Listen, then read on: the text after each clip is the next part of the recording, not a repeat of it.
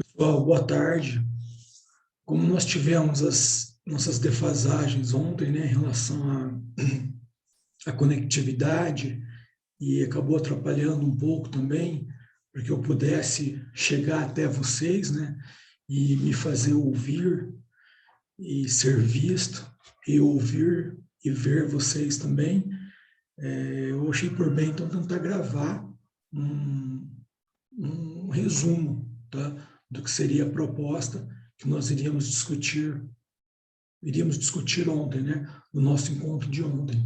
Tá? Então, eu vou tentar colocar aqui para vocês os principais tópicos, né, que eu queria abordar com vocês ontem. Obviamente, não vai ter a mesma eficiência, principalmente na minha perspectiva, né, porque eu gosto muito que vocês participem, que vocês contribuam, né, que vocês tragam as reflexões, as considerações, né, os apontamentos que vocês tenham aí considerando, né, esse conhecimento prévio que vocês já possuem, mas eu vou tentar, né, como um monólogo aqui, né, falando com as paredes, pelo menos deixar o registro dessa nossa aula, né, que infelizmente ontem não teve como nós procedermos dessa forma, tá? Então, para iniciar aqui nossa conversa,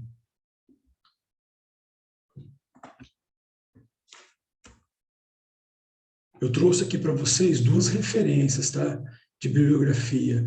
Eu já deixei, tá, para vocês no plano de ensino, tá, tanto a bibliografia básica quanto a bibliografia complementar. Mas também pesquisando na biblioteca virtual, eu encontrei também esses dois livros que eu acho muito relevantes, né, para o conhecimento, para aprofundar um pouco nessas questões relacionadas à nossa disciplina, né? Inclusive são livros que me fizeram companhia na época da graduação, tá? Então, especificamente esses dois autores, na disciplina de Psicologia Organizacional do Trabalho, nossa professora utilizava esses autores como referência também. Então, acho que contribui, tá? E tem, né, disponível na biblioteca virtual de vocês, então eu acho que vale a pena, assim, vocês procurarem, darem uma lida, darem uma olhada, né? Ele é bem relevante e essas contribuições que os autores trazem, eu acho que elas perpassam, né, nossa disciplina e nossas análises que nós estamos fazendo nesse semestre. Tá? Então, o primeiro é esse livro, Administração de Recursos Humanos, Fundamentos Básicos, do Hidalberto Chiavenato. Tá? O outro é do Francisco Lacombe, chama Recursos Humanos, Princípios e Tendências. Então, também contribui efetivamente com a nossa disciplina, tá? Não só, né, na nossa disciplina, mas eu acredito que no curso de vocês, né, na formação técnica de vocês e, por que não, na formação humana, né? Haja vista o conteúdo trabalhado na faculdade, nos cursos de graduação, a licenciatura, bacharelado e tecnólogos, ele é muito ínfimo, né? Relacionado à abrangência daquilo que nós precisamos ter de conhecimento técnico, de conhecimento humano, para nos tornarmos efetivamente profissionais, né, de uma área de atuação, para não sermos meros repetidores, tá, do que está posto, mas para contribuir de uma forma significativa aí com o mundo. Eu acredito que quanto mais informações vocês puderem angariar, quanto mais leituras, né? E aí não é nenhuma leitura complementar, eu acho que é uma leitura formativa, né? Então, quanto mais leituras vocês puderem fazer, justamente visando, né, essa formação técnica e humana, é importante, acho que é válido, tá? Como dizem, né, o conhecimento e o saber não ocupam espaço, né? O vazio é que nos descaracteriza, né, enquanto humanos. Então, estar sempre lendo e buscando outras referências, outras possibilidades de conhecimento. Tá?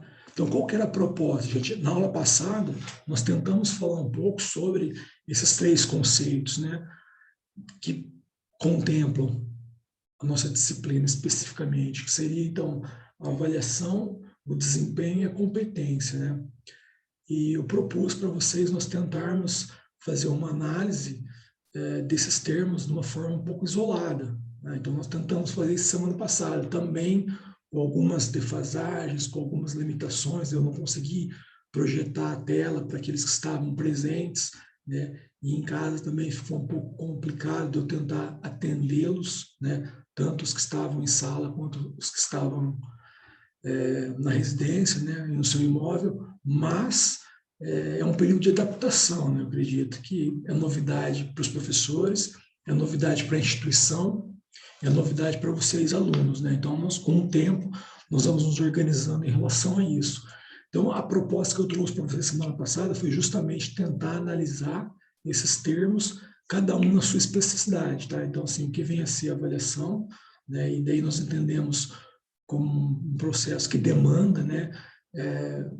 Toda uma mobilização psicológica e emocional, porque só falar o nome em avaliação e nos dá um frio na barriga, nos dá uma sudorese, nos dá uma tremedeira, alguns têm até taquicardia, tem alguns outros sintomas físicos, então é algo que é emocional, né, do psíquico, e acaba acarretando sintomas físicos, tá, orgânicos.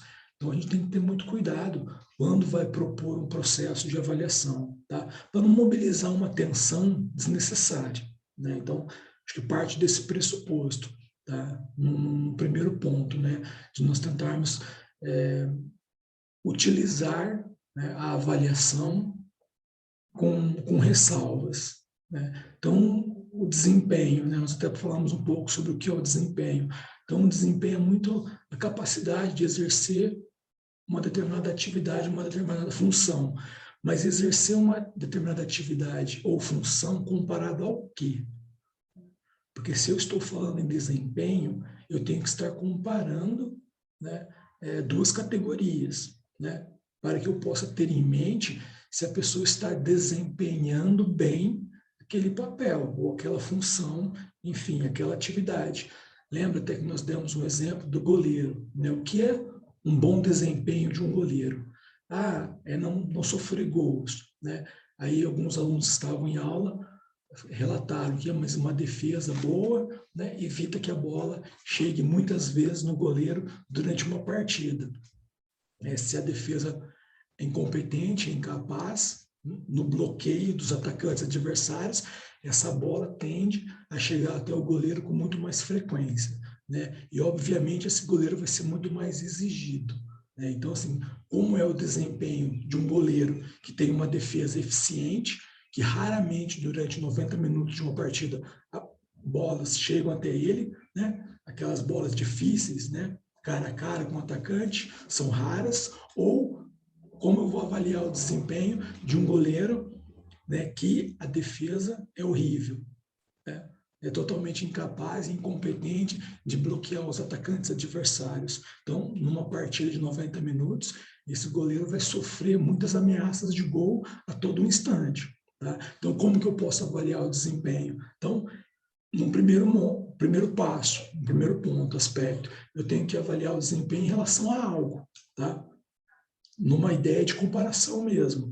E no segundo ponto, eu tenho que levar em consideração as especificidades que estão envoltas na análise desse desempenho, tá? Podemos falar, quando pensamos em desempenho, na questão de gênero, entre masculino e feminino, atividades direcionadas culturalmente, né, social e culturalmente, a homens, e outras atividades direcionadas a mulheres, né, no trabalho, especificamente.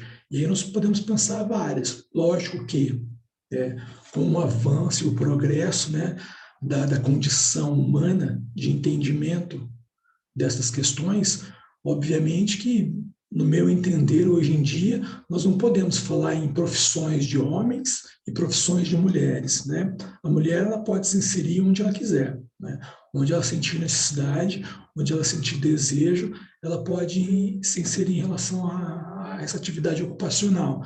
Mas nós podemos levar em consideração alguns pontos, né? Um outro ponto é a idade cronológica. Então, o mesmo desempenho, né, de um profissional de 18 anos, de um profissional de 44, por exemplo, com todo o traquejo e todo o conhecimento que esse profissional de 44 já possui.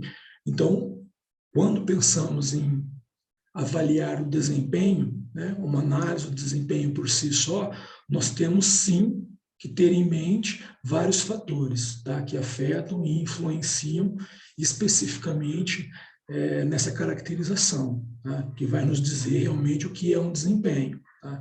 Então, nós partimos desse pressuposto. Tá?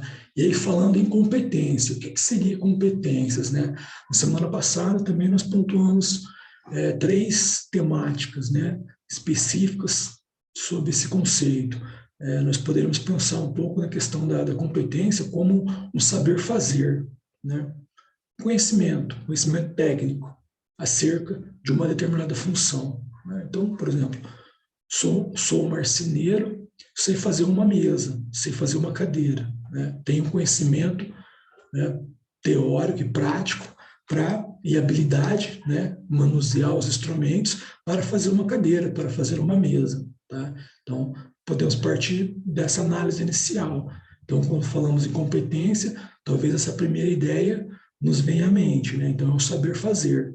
No segundo momento, no mundo do trabalho especificamente, né, e nós estamos sempre nos referendando pelo mundo do trabalho, pela organização do trabalho, né, da forma como ele é posta hoje, tá, na contemporaneidade, com todas as questões do capitalismo, com todas as imposições, as necessidades, as obrigações, enfim. Um outro aspecto também relevante para nós analisarmos o que é competência é o saber ser, o saber relacionar-se com o outro. Tá? Não vivemos, né, de forma isolada neste mundo, ninguém é o eremita que vive sozinho, isolado, dentro de uma caverna, e ele consegue tirar a sua subsistência da caça e da pesca, ou seja, ele se mantém totalmente sozinho, e aí pensando, né, até a própria vestimenta dele, é ele mesmo que confecciona, sabe-se Deus como, mas enfim, ele consegue subsistir sozinho, sem nenhuma interferência do mundo externo. Tá? Eu, particularmente, não conheço nenhum sujeito nessa condição, né? A priori, né, não conheço. Pode ser que exista em algumas determinadas localidades, mas inicialmente eu não conheço. Então, considerando esses detalhes, né, essa informação, todos nós precisamos do outro. Né? Nós vivemos em sociedade, né? Trabalhamos e constituímos, existimos em sociedade. Então, relacionar-se com o outro é uma obrigação. Né? Nós estamos, de certa forma, obrigados a nos relacionar com os outros. Né? Até porque nascemos em hospitais. Né? Já passamos a interagir com o outro desde o nascimento. Né? Então, é um médico que fez nosso parto, é uma enfermeira ou é uma parteira se fez o parto em casa, enfim. Né? Mas desde aí, do nascimento, nós já passamos a existir em relação ao outro. Tá? Então, o saber ser, né? A habilidade do relacionamento interpessoal, ela é imprescindível, tá, em qualquer atividade humana. Ainda mais no nosso caso, que estamos discutindo recursos humanos. Né? Então, saber gerenciar, né, e potencializar, né, essas habilidades, tá? Relacionais, né? Atitudinais, comportamentais. Como o sujeito consegue relacionar-se com o outro, ok? E um outro ponto, né, relacionado também à competência, aí pensando nessa tríade, né, nesse tripé, como eu falei para vocês anteriormente, além do saber fazer, que é o conhecimento técnico, né, o saber ser, que é essa habilidade interpessoal relacional, nós temos também o saber aprender. Né? Então, esse colaborador, né, esse humano, esse trabalhador, ele tem que ter a necessidade ou o desejo pelo conhecer, pelo aprender. Né?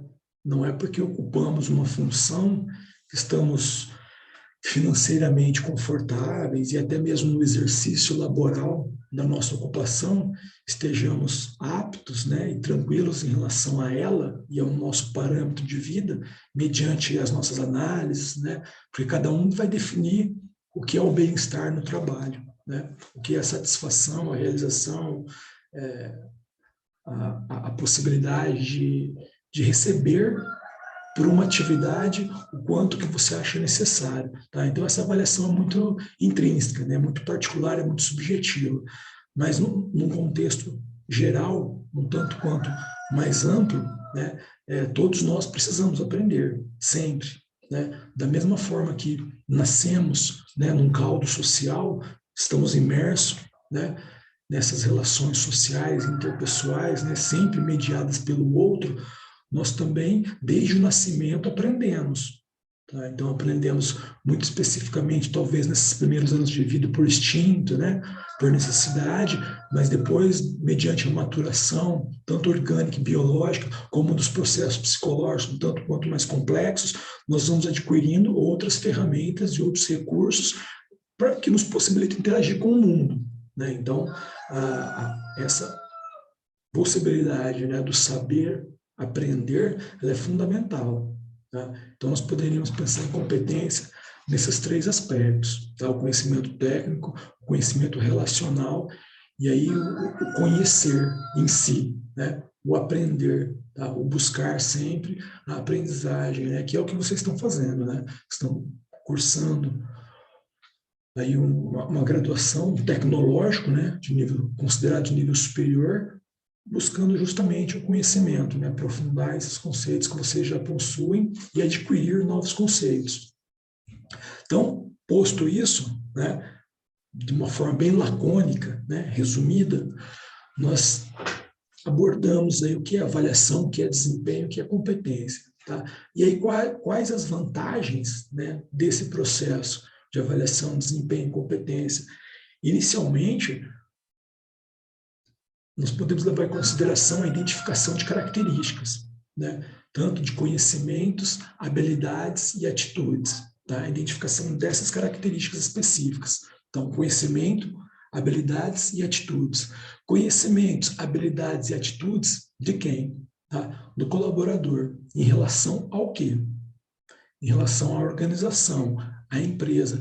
Porém, tá? A empresa tem um prospecto, uma imagem, um perfil que compõe aquilo que ela deseja, tá? Aquilo que ela espera do colaborador que vai exercer aquela função. Tá? Então, ela tem objetivos e tem metas num sentido macro, amplo, né? Num sentido institucional, mas ela também tem objetivos e metas relacionadas a cada colaborador. Tá? Então, assim, na realidade, seria o que a empresa espera deste ou daquela colaboradora, né?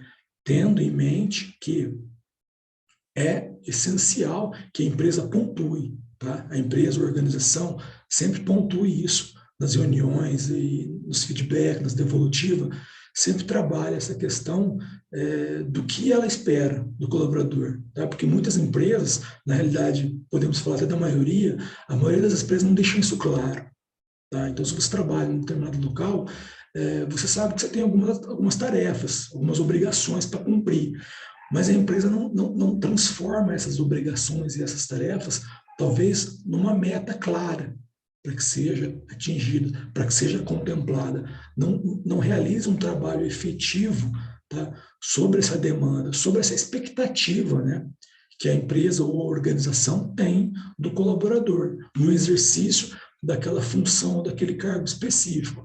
Sempre fica muito vago, né? Tem a descrição do cargo, o que ele deve fazer naquele cargo, mas não tem especificamente o que a empresa espera daquele colaborador. Tá? Então, isso eu acho, de certa forma, uma falha, né, de muitas organizações e empresas que não contribuem com essa análise, tá? Com essa possibilidade. Acredito ser uma forma de enriquecer, né, essa possibilidade de atuação aí do colaborador, o que efetivamente poderia reverter em benefícios para a empresa, tá? Diminuindo alguns outros entraves que possa existir nessas relações interpessoais no âmbito do trabalho. Tá? Então, temos em mente aqui que a vantagem principal, talvez, no processo de ADC, seja justamente identificar algumas características, alguns elementos, alguns caracteres que estão envoltos ali no processo, tá? Como conhecimentos, habilidades e aptidões do colaborador em referência ou em relação ao cargo ou função que ele ocupa, tá? E aí, aquela ressalva, né? Que a empresa ou a organização também possa, né, contribuir nesse processo, especificando o que ela espera. Tá? Sempre pontuando qual a expectativa dessa organização ou dessa empresa em relação ao colaborador ou colaboradora no exercício daquele cargo ou função, ok? Posto, né, então o processo de ADC, levantado algumas hipóteses, né, uma demanda inicial preliminar, eu tenho que ter um prognóstico. O que seria um prognóstico? Tá? Um direcionamento. Eu até estou utilizando emprestado aqui termos, não sei se são termos da área da saúde, mas enfim, são termos comumente usados por médicos, enfermeiros e fisioterapeutas, profissionais da saúde, né? A respeito do diagnóstico, né, que seria um levantamento inicial, uma análise preliminar, e o prognóstico, seria um andamento, né? Qual o objetivo? O que eu espero com um processo de ADC? Tá? Então, resultados esperados, né? Poderíamos utilizar essa nomenclatura? Poderíamos também, mas lembra que a semana passada eu conversei com vocês sobre tentar enxergar e perceber a estrutura da empresa ou da organização como um organismo, como um ser vivo, tá? Onde o mau funcionamento de alguma parte pode comprometer o todo. Tá? Então, por isso que eu peguei também emprestado esses dois termos, né, especificamente da área da saúde, se é que podemos analisar dessa forma, para que isso fique claro para vocês também, que vocês possam ter em mente, tá? De que, então, vamos fazer um diagnóstico inicial, ver o que está acontecendo com esse organismo que não está funcionando bem. Tá? Feito esse diagnóstico, feita essa análise, esse levantamento de dados, né, esse questionamento preliminar, com base em alguns dados, eu vou estabelecer algumas estratégias. E aí, estabelecendo algumas estratégias, né, qual é o prognóstico? O que eu espero atingir com essas estratégias, com esses recursos, com essas ferramentas. Tá? Então, essa é a análise principal do que eu trouxe aqui para vocês como prognóstico. Tá? Onde eu vou chegar? Tá? Então, lancei mão de algumas estratégias e eu tenho que ter em mente para onde eu vou. Tá? O que eu vou obter com aqueles resultados. Né? Então, lembrando que o processo de ADC mobiliza várias questões dos colaboradores. E eu não posso fazer isso por fazer, né? Sem dar um destino específico para essas informações. Então, nós propomos aqui o prognóstico. Tá? Então, a partir desse prognóstico, ele irá me fornecer uma compreensão macro, tá? Integral, tá? Consistente desse colaborador. Então, vamos oferecer vários dados, tá? Várias informações a respeito do exercício laboral deste trabalhador. Tá?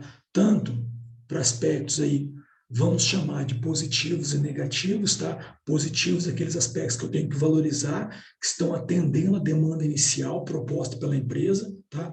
Manifestada na descrição do cargo ou da função, e aspectos negativos, que eles não estão sendo contemplados. Tá? O colaborador não está atingindo aquele nível ideal, tá?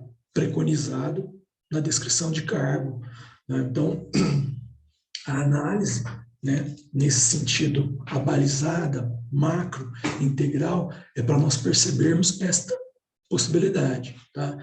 De termos resultados tanto positivos, que poderemos sim aprimorar e valorizar, e também outros resultados de deficiência, tá? De defasagem, de déficit. Mas não tenham em mente a deficiência, a defasagem, num sentido pejorativo, como comumente é analisado. Tá? Não é uma limitação. Tá? É um dado daquele momento que o colaborador não está atingindo aquilo que se espera dele, tá? Mas não que isso seja uma deficiência, no sentido coloquial da palavra e do vernáculo, tá? Do uso comum. Não, é apenas uma sinalização para nós de que aquele aspecto que está negativo, tá? Em defasagem, pode e deve ser aprimorado, trabalhado, desenvolvido e efetivamente melhorado, tá? Nesse sentido. Então, essas informações vão preconizar ajustes, tá? Possibilitar, então, ajustes e melhorias no processo da organização, né? Na realidade, no manejo, né, da organização. Então, todas essas informações angariadas através da ADC irão nos possibilitar aí um manejo efetivo de todos esses aspectos organizacionais, tá? Relacionados ao colaborador, né? Efetivamente, aquilo que se espera dele na execução de um cargo ou de uma função. E um outro ponto também, acredito, importante para ser levado em consideração, são as questões também de organização do trabalho, tá? Tanto as condições do trabalho quanto a organização do trabalho. Eu até comentei com vocês em aula ontem, não sei se todos conseguiram ouvir, né? Acredito que não, infelizmente, mas que um ambiente desfavorável, né, em condições básicas, para que um trabalhador exerça sua função, por exemplo, a inexistência de luminosidade adequada, o excesso de ruído, né, o desconforto da temperatura, ou para muito, né, ou para pouco, né, um ambiente muito quente, um ambiente muito frio, a falta de equipamento de proteção individual, a inexistência de condições básicas, né, estruturais, para que o trabalhador consiga realmente exercer sua função, a forma como esse ambiente de trabalho é organizado, como se dão também as relações interpessoais dentro desse ambiente de trabalho, se há realmente uma contaminação, tá, nesses atravessamentos relacionais, né? Ou seja, há muito mais uma competitividade interna, onde cada qual quer derrubar o outro, tá, do que um espírito de equipe, né? E aí toda essa linguagem bonita, né, florida, perfumada, traz para nós, do líder, da equipe, do objetivo em comum, né, da luta pelo mesmo espaço, né, que o crescimento da equipe é o crescimento de todos, né? Então, ou não tem eu na equipe, né? Não é uma eu-equipe, mas uma equipe, então todos somos parte de algo maior. Tudo isso é muito lindo, né? Muito bonito na prática, mas analisando os aspectos emocionais que estão envoltos em todo esse processo, é muito raro um ser humano que realmente leva isso em prática. Tá? Então, efetivamente, o que nós percebemos é uma competitividade interna, um canibalismo, né? Onde um quer comer o outro, tá? Especificamente. Então, eu não vejo o meu companheiro de trabalho como um parceiro, como um colaborador, mas sim como um adversário, como alguém que em qualquer momento pode tomar o meu lugar. Tá? Então, ou até mesmo disseminar, né, controvérsias dentro da própria equipe de trabalho. Tá? Então, muitas vezes uma pessoa pode sabotar a equipe de trabalho, auto-sabotando-se, né, sabotando a si própria, e também visando toda uma destruição de uma equipe de trabalho. Né? Então, esses aspectos são um tanto quanto complexos. Né? Por mais que seja preconizado por aí, que realmente é importante, é necessário, né? Acredito que sim, né? Ter um bom relacionamento dentro do espaço de trabalho, mas efetivamente na prática o que nós vemos é justamente essa análise de adversários, né? Ao invés de competir com o mercado externo, ou seja, que a competitividade seja de empresa para com empresa, disputando um filão do mercado, né? Uma parte do mercado, a competição acaba se tornando interna, né? Onde os próprios elementos de uma equipe competem entre si. E aí isso acaba analisando, né, novamente, retomando aquele conceito da empresa, da organização como um todo, né, uma perspectiva talvez até como sistêmica, né, não só orgânica, mas sistêmica, a gente entende, então, que isso é prejudicial. Tá? Então, que a competitividade seja externa, não interna, ok? Então, nós temos que levar em consideração também, não só o prognóstico relacionado ao colaborador, né? Aqueles aspectos que precisam ser melhorados e aqueles outros que devem realmente ser enfatizados e valorizados, mas também a própria condição e organização do trabalho, como esse trabalho está estruturado, como esse ambiente de trabalho está organizado, como é esse clima e essa cultura organizacional, e o quanto isso influencia efetivamente na realização de um bom trabalho e na satisfação do colaborador em estar naquela equipe, tá? Em fazer parte. Então, todos esses aspectos nós temos também que levar em consideração. Tá?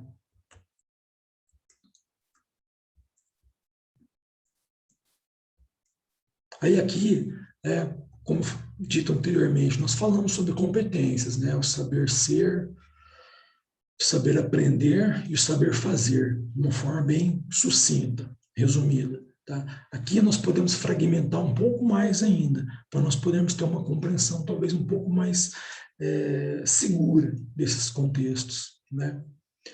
Então, falamos das competências técnicas, tá? Que seria o saber fazer, né? Então, são conhecimentos, habilidades e aptidões que me propiciam, né, esse saber fazer, que me dão condições de fazer algo.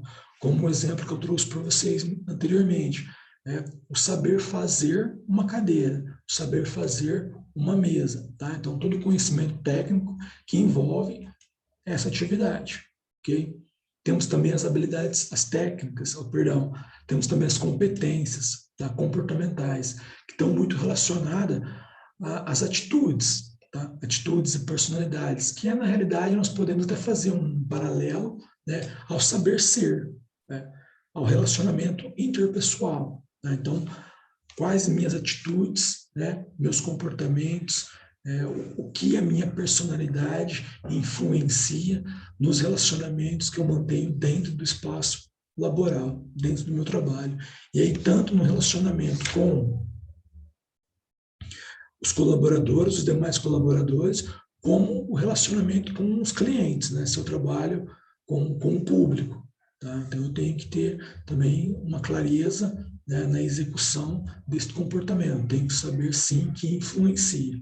Tá? Então, essa o olhar, é esse, né, o olhar que nós temos que ter com o colaborador quando estamos desenvolvendo um processo de ADC. Tá? O que aquele cargo ou função preconiza, ou seja, o que ele necessita, quais são os requisitos, né, para ocupar aquele cargo, aquela função também, e onde esse colaborador está, tá? Para atingir essas metas. Se ele possui realmente essas atitudes, essa personalidade, esses arranjos comportamentais necessários, né? Ou se ele pode desenvolvê-los, tá? Num projeto. Então tem que ter isso em mente.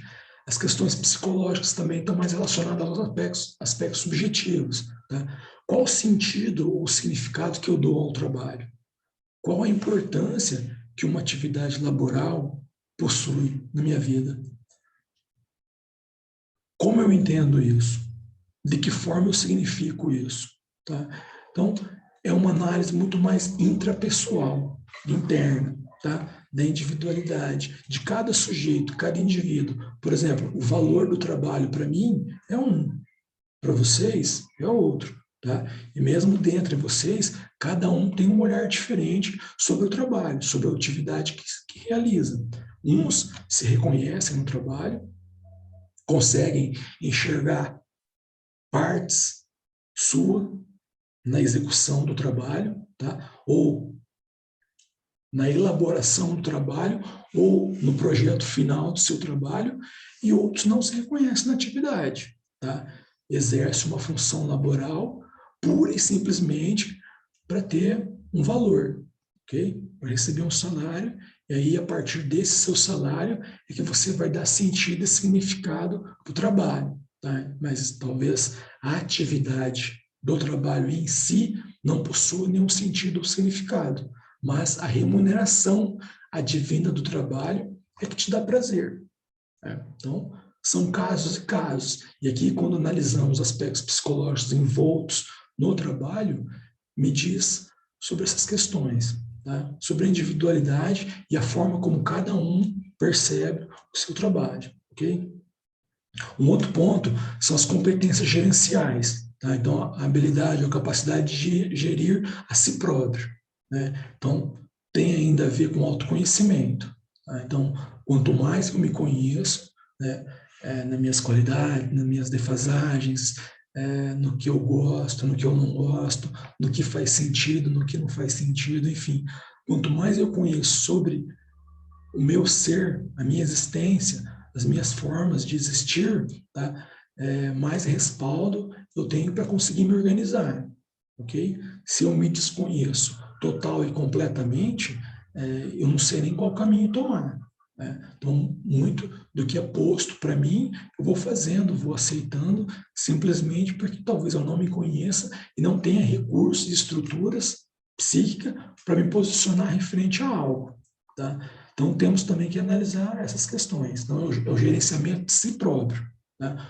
O gerenciamento da equipe está muito relacionado ainda aos aspectos interpessoais também. Então, o de si, relacionamento de si, está relacionado aos aspectos intrapessoais, do sujeito para com ele mesmo, ou seja, uma relação eu e eu, tá?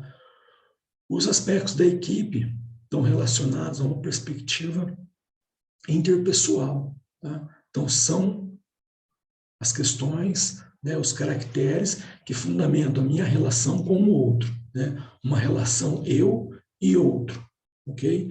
E um outro aspecto é a empresa, né? Como que a empresa se organiza nessa possibilidade. Então, além do relacionamento interno, do sujeito para com o sujeito, tem-se o relacionamento do sujeito para com o outro, e em relação à empresa, tem a gestão, tá? Ou a análise de todas essas relações dentro da organização, institucionais, tá? Então, tem os aspectos internos, tá? Os aspectos relacionais, e os aspectos são também condizentes ao ambiente institucional, tá? Empresa, organização, então estamos usando a instituição para definir esses locais, tá? Esses espaços. E os organizacionais, tá? Estão muito relacionados, então, à identidade que o sujeito consegue ter com uma empresa, tá? Com a organização, com uma instituição, e o comprometimento, tá? E realmente estar ali, né? Fazer parte de uma empresa, tá? Se identificar com aquilo e fazer parte realmente daquilo, ok? Então, aqui um outro ponto em ADC, né? Só para nós fazermos uma análise,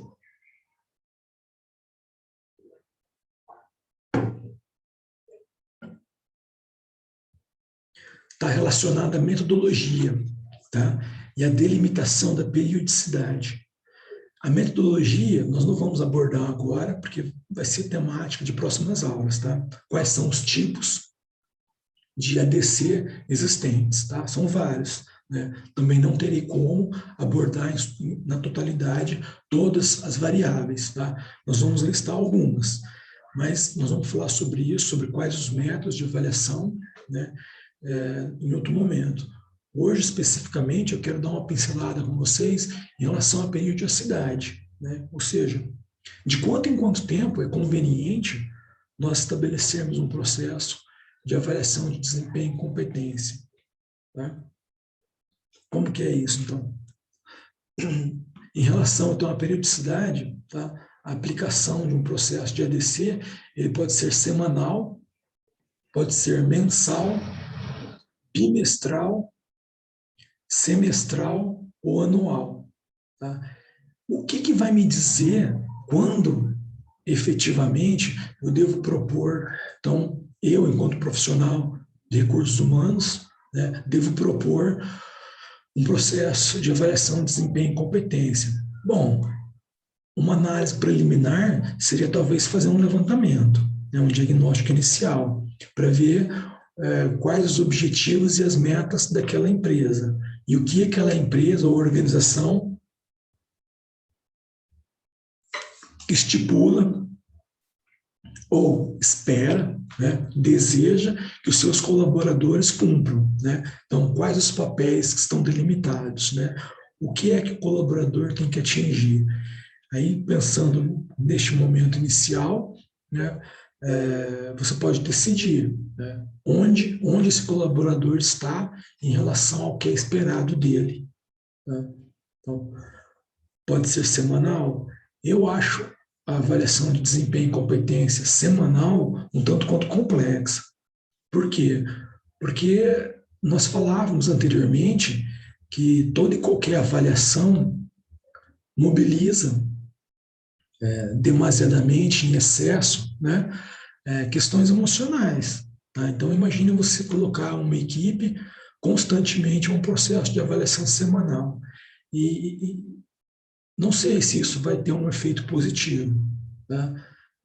Então, talvez mensal, bimestral, né, semestral ou anual. Então, vai depender muito do diagnóstico inicial, dessa análise que foi feita, que será feita em relação a onde essa empresa está, tá? Em relação aos seus objetivos e suas metas. Tá? Então, nessa estrada, que é desde o início da empresa até um ponto onde ela quer chegar no mercado, onde ela está nessa trajetória. E aí, onde ela está nessa trajetória e como estão seus colaboradores internamente, né, em relação ao que a empresa espera dele. Vamos pensar, então, no nível zero até o nível ideal, tá? Se é que existe, né, uma análise ideal de uma determinada função. Mas é o que eu espero, a empresa espera dele. As metas, os prazos, as tarefas que ele cumpra. Tá? Então, ela tem um desejo, um anseio, uma expectativa acerca daquele colaborador que vai ocupar um determinado cargo. Tá?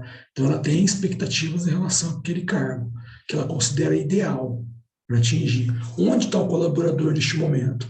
Né? Em que parte ele se encontra? Né? Em que pedaço de todo esse percurso ele se encontra?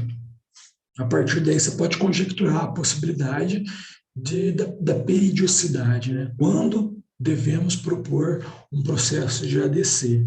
Tá? Então, fica muito desse levantamento inicial, desse diagnóstico. Então, acho que o profissional de recursos humanos ele tem que estar muito afinado com o andamento da empresa, né? Nessa questão, principalmente do diagnóstico. Saber onde a empresa está e onde ela quer chegar, para aí sim propor em relação aos colaboradores o que se espera dessa equipe, tá? Em relação à produtividade, etc., para aí poder estabelecer, né, de quanto em quanto tempo é realmente efetivo propor um processo de ADC, ok? E quais seriam as relevâncias, então, né, de todo esse processo, né? Inicialmente, eu acho que nós poderíamos falar, né, no início da nossa conversa, nós falamos sobre identificação, né, de algumas características, né? Então, quais características? Né? O conhecimento, a habilidade, a aptidão. Então, o conhecimento dos aspectos precisam ser aprimorados ou mantidos, tá? Então, os resultados, né, de uma avaliação vai me dar alguns indícios, tá? Alguns dados informativos daqueles comportamentos que eu posso valorizar e daqueles outros que nós temos que trabalhar, que nós temos que melhorar, tá? Em relação aos nossos colaboradores. Acho que esse talvez seja um aspecto. Um outro aspecto é a apresentação de feedback devolutivos, né, para esses colaboradores, o que também não é muito comum, né, empresas fazerem. Tá? Ou quando faz somente pontuando os aspectos negativos, os quesitos que estão em déficit, em defasagem, como se o colaborador fosse somente defasagens. Tá? Eles não trazem a questão da potencialidade. É similar, se vocês me permitem fazer essa análise, à escola, né? Ao contexto escolar. O professor, quando avalia um aluno, ele só aponta os erros, né? Só aponta as dificuldades do aluno, só aponta aquilo que o aluno não conseguiu. Né? Nunca ele tende a virar o olhar e perceber aqueles aspectos produtivos, aqueles aspectos que o aluno conseguiu, tá? Do seu jeito, do seu tempo, mas conseguiu, né? Então, é aquela lógica de culpabilizar, né? Então, valorizar o erro, culpabilizando o sujeito. E aqui nessa análise, culpabilizando o trabalhador, culpabilizando o colaborador, como se ele fosse inepto, né? Ele não tivesse condições de atingir um patamar X. Então, sempre valorizar os aspectos positivos, tá? Todos e todas e todes temos, né? Capacidades, habilidades, e temos defasagens, deficiências em algumas áreas, tá? O que fazemos bem feito, devemos valorizar, enfatizar, tá? E progredir cada vez mais. Aqueles aspectos que nós reconhecemos que temos algumas dificuldades, nós temos que trabalhar. Por exemplo, eu tenho muita dificuldade em falar em público, tá? Em falar, em me comunicar para outras pessoas. Como que eu posso melhorar, né, a comunicação? Fazendo alguns cursos, né? Talvez buscando uma psicoterapia para ver de onde é esse bloqueio comunicacional. Enfim, são situações que nós podemos melhorar. Tá? Esse é um exemplo, né? Eu sou muito explosivo, eu não consigo levar desaforo para casa, né? Talvez sempre que alguém fala alguma coisa para mim, mesmo no âmbito do trabalho, e eu não concordo, eu sou muito agressivo, né? Então, como que eu posso tentar trabalhar essa agressividade, né? Para que eu tenha aí um filtro, né? Para que chegue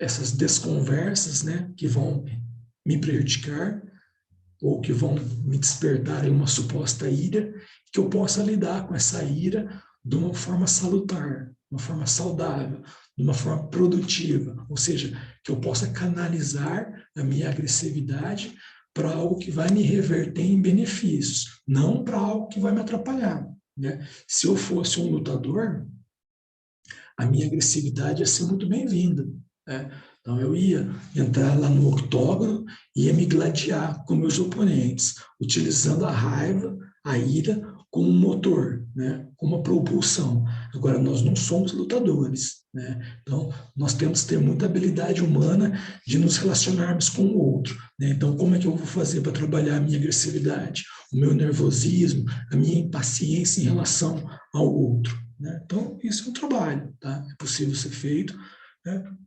Demanda vontade, tá? De aprender a lidar com si próprio, né? Então, por isso o autoconhecimento é importante.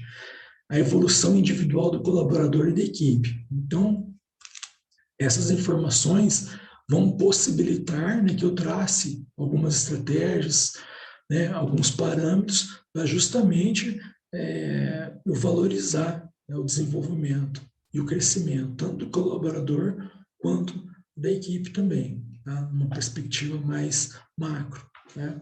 Ampla, tá? Uma expansão.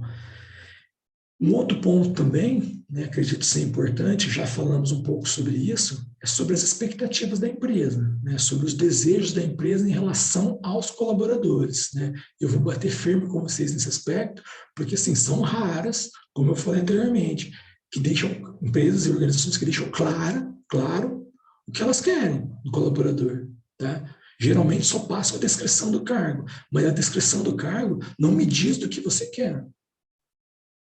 A descrição do cargo é uma lista de compras. Tá? Tem lá shampoo, sabonete, desodorante, arroz, feijão e leite.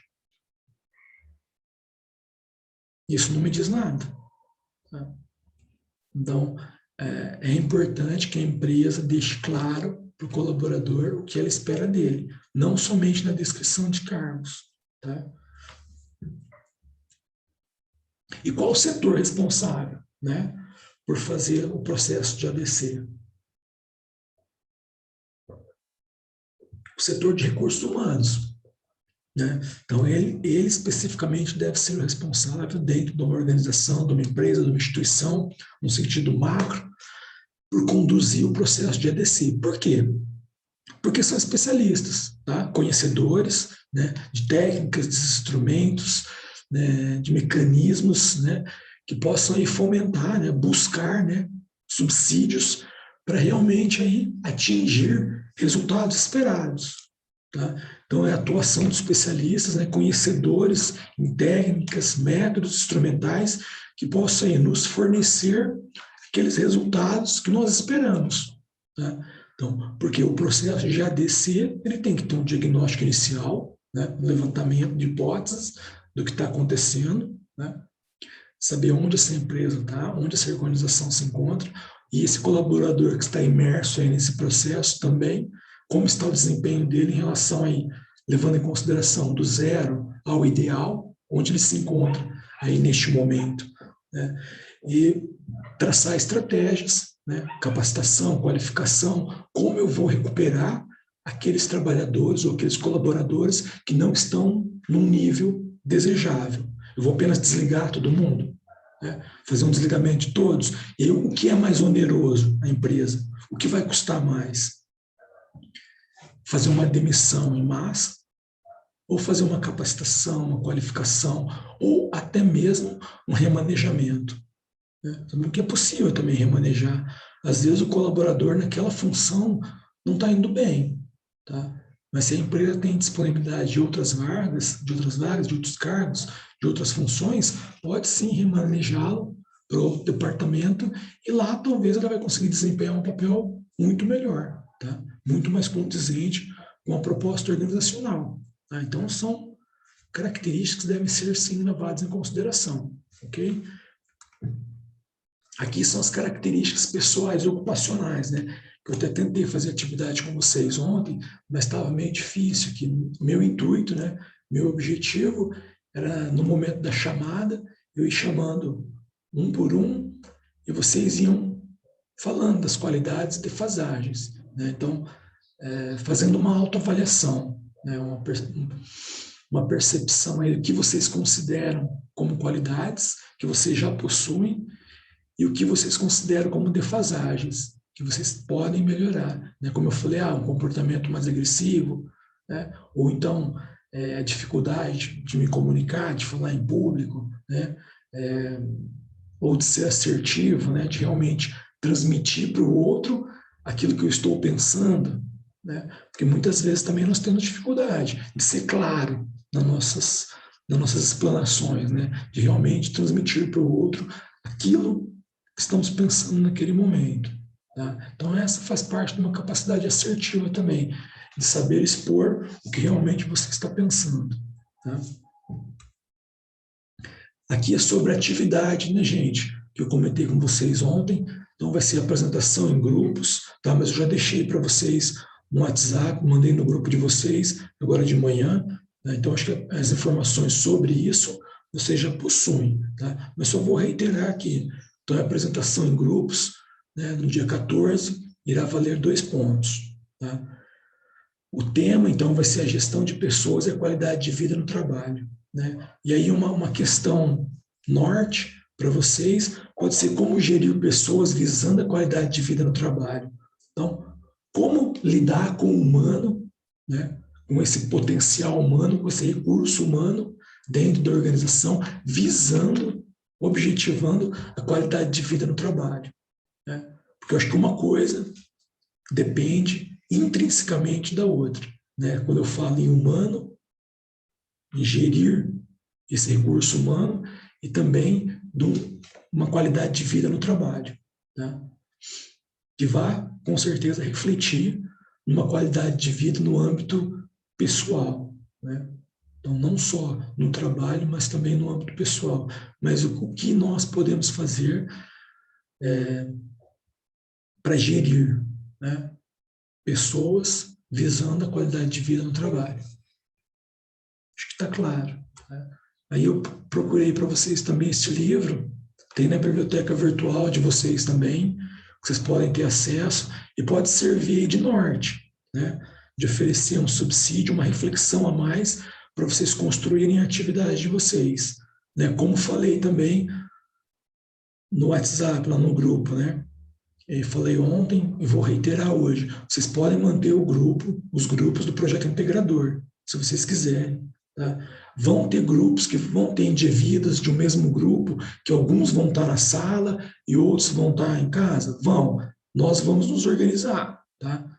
Se Deus quiser, até lá, os problemas de internet, esses percalços, essas mazelas, esses entreveros de conectividade, de tecnologia, enfim, toda essa demanda pós-moderna aí estarão sanados, solucionados, resolvidos. Tá? E aí nós vamos poder desfrutar só da nossa aprendizagem. Ok?